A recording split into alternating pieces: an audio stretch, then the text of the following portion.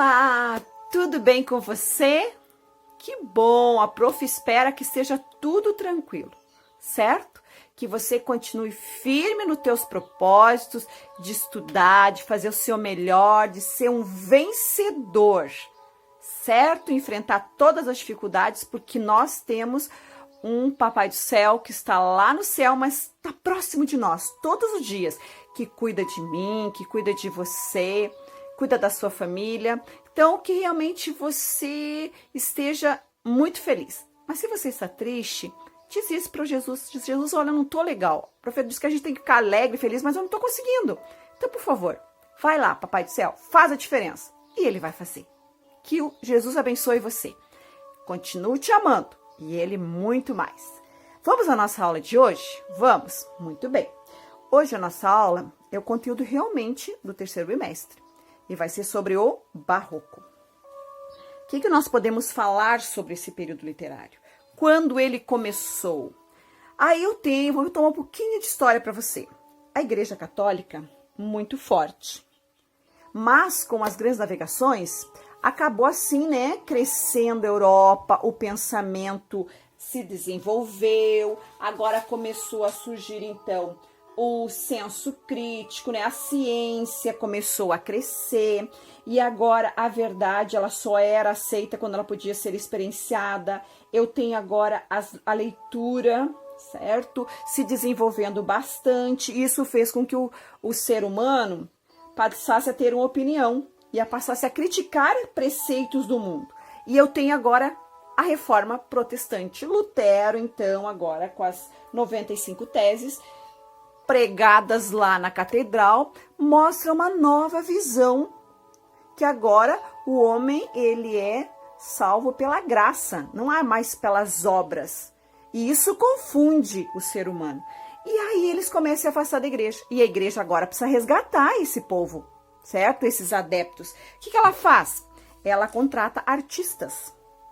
E esses artistas da época, eles precisam agora remodelar os templos, as igrejas. E eu tenho agora as grandes esculturas surgindo agora para fazer essa mudança. E com esses incentivos, fez com que os artistas, então, se espalhassem pela Europa. Especialmente na Itália, para ajudar ainda a difundir mais os ideais da igreja. E entre esses países, próximo a nós temos Portugal e nós temos a Espanha. E agora, esses dois países estão vivendo o auge das expansões marítimas, e então eles começam agora o processo de colonização.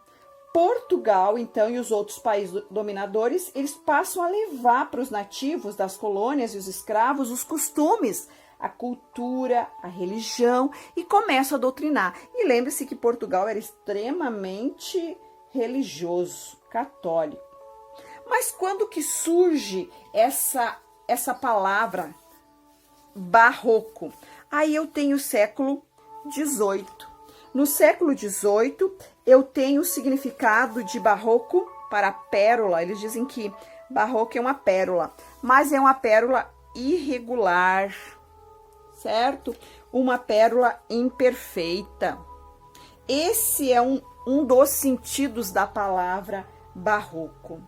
Mas o que realmente eu consigo ver de obra me mostrando essa irregularidade? O que realmente eu tenho dentro deste período literário chamado barroco é a ênfase muito grande para as emoções. As emoções movem este momento, porque aí surge o conflito. E eu consigo perceber isso através dessa obra aqui que você tem aí na sua apostila, e com calma você abre ela e dá uma olhadinha. Mas é a êxtase de Santa Teresa. É uma escultura em mármore que está na capela de Santa Maria della Vittoria, em Roma, na Itália. E ela foi esculpida por Gian Lorenzo Bernini, um grande escultor da época. Eu quero que você perceba aqui nessa figura, nessa imagem que eu vou colocar para você aqui, o movimento, certo? a sombra e a luz nesta obra. Isso chama-se assimetria. Então eu tenho agora um resgate, né? Vou tentar resgatar o adepto voltando para a igreja através do quê? Da redecoração dos templos, das igrejas. Então eu tenho aqui, ó, o divino através da imagem da Santa Teresa e tenho o profano, que aqui eu tenho o Cupido. Se você olhar bem de perto aí na sua apostila, você vai ver que ele está com uma flechinha, certo? E ela está ali em êxtase, um prazer, mas ela era uma santa. Então este conflito é apresentado neste momento do barroco através de obras como esta aqui. Mas será que foi somente na escultura que eu consigo perceber essas emoções, esses movimentos do claro e do escuro? Não. Eu também consigo perceber na música. Na música há uma mudança. Na música vocal e instrumental. Agora eu tenho aqui as notas, que você já conhece, as notas musicais, dó, ré, mi, fá, sol, lá, si. Agora eu tenho elas organizadas na pauta. Eu tenho agora os instrumentos de corda, muito usado, como o piano, como o cravo. E eu tenho agora este momento em que a literatura começa também a crescer. Mas será que no Brasil também tive esse momento, aconteceu esse momento barroco aqui? Sim, aí eu tenho uma outra imagem para mostrar para você. Essa imagem aqui é Jesus carregando a cruz para sua crucifixão. E aí você tem aqui essa escultura feita por Aleijadinho, que esse é o marco para nós aqui no Brasil, como escultor, certo?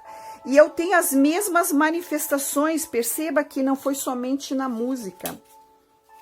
Mas eu também vejo na escultura aqui no Brasil, eu vejo as emoções aqui, ó, no rosto de Jesus, na imagem da mãe de Jesus, ali a Maria sofrendo.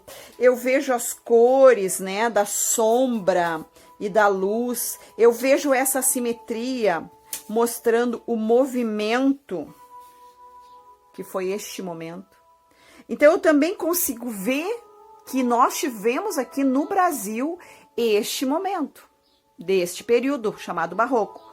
Mas quem trouxe para nós isso foram quem? Os jesuítas. E aí eu tenho o padre Anchieta, que você deve guardar este nome, porque ele criava peças, autos, onde dramatizavam quem eram os atores, os colonos, os índios, as crianças principalmente. E nessa apresentação que ele fazia então, eu tinha agora muito forte a moralização, no sentido de moralizar, de falar mal do pecado, falar mal das coisas erradas. O certo é o que? É de deixar tudo que Deus dirige, entregar totalmente a Deus. E aí nós tivemos muito isso. Então nós podemos perceber, e você acompanha na sua apostila, você pode perceber, que nos textos literários, e os textos literários para nós são os autos, as peças do padre, eu tenho muito presente os conflitos. Mas que conflitos serão esses? Os conflitos do mundo material e do mundo espiritual. E agora eu tenho isso muito forte através das figuras de linguagem, principalmente as metáforas. Então este período barroco foi um período muito rico.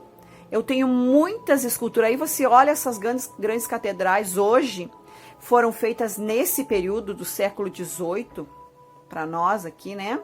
Século XVI, XVII, lá na Europa, chegou bem depois aqui para nós éramos uma nação nova. Agora eu tenho aquelas grandes catedrais, com aqueles trabalhos assim, esculturais maravilhosos, e que hoje ainda posso ver.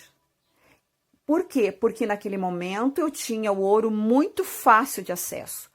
Os padres mesmo escondiam esse ouro dentro dos santos feitos de madeira e levavam para as grandes catedrais. Você percebeu como é interessante conhecer e entender por que surgiram aquelas grandes catedrais?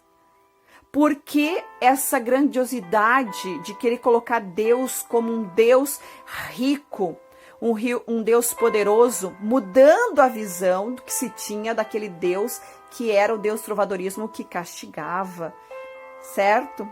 Então lembre-se, barroco, o foco do barroco são as emoções e os conflitos que se passa na mente do ser humano, e este momento ele começa a expressar através das artes, da música, da literatura, da escultura. Tudo bem? Tudo tranquilo? Ótimo. Você entendeu? Agora você pega a sua apostila, dê uma olhadinha lá, grife aquilo que é interessante sobre as características do barroco.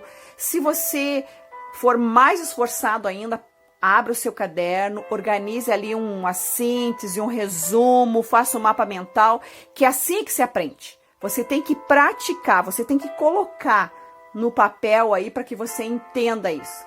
Tudo bem? Muito bem, nós terminamos. A prof sempre fica muito feliz quando a gente se reencontra. E eu quero dizer para você que você é um presente de Jesus em minha vida. Amo você de montão.